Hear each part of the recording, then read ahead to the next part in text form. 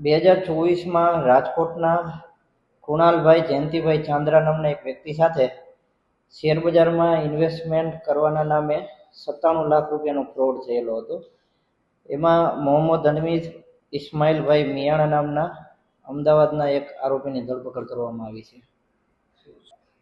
ફરિયાદી કૃણાલભાઈ ઇન્સ્ટાગ્રામમાં રીલ્સ જોતા હતા ત્યારે તેમને એક એડવર્ટાઇઝ આવેલી.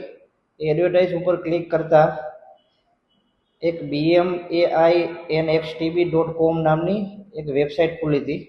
એ વેબસાઇટ ઉપર પોતે પોતાના મોબાઈલ નંબર એન્ટર કરેલા તો એમને વોટ્સએપમાંથી એક મેસેજ આવેલો હતો અને એ મેસેજ કરનાર વ્યક્તિએ એમને વેબસાઇટ ઉપર રજિસ્ટ્રેશન કરવા કહેલું. તો કૃણાલભાઈએ આધાર કાર્ડ, પાન કાર્ડ અને પોતાના ઈમેલ આઈડીની ડિટેલ નાખીને એક રજિસ્ટ્રેશન કરેલું અને પોતાનું એકાઉન્ટ ખોલાવેલું હતું.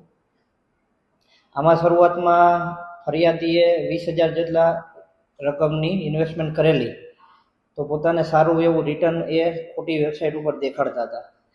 પછી અરજદારને વધુ વિશ્વાસ આવતા અલગ અલગ એકાઉન્ટમાં પોતે કુલ 97 લાખ રૂપિયા જેટલી ઇન્વેસ્ટમેન્ટ કરેલું અને જ્યારે અરજદારને પોતાની રકમ વિડ્રો કરવા ના દીધી પછી અરજદારને પોતાની સાથે સાયબર ફ્રોડ થયેલું છે એવો અહેસાસ થયેલો, જેના આધારે ફરિયાદ દાખલ થયેલી હતી.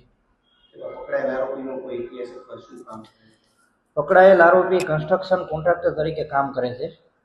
હાલ આરોપી રિમાન્ડ ઉપર છે અને એમનો જે ગુના કરેલા છે અને એનો પોતાનો રોલ શું છે અને આગળ આ બાબતે કયા કયા આરોપી સંડોવાયેલા છે જેની તપાસ ચાલુ છે.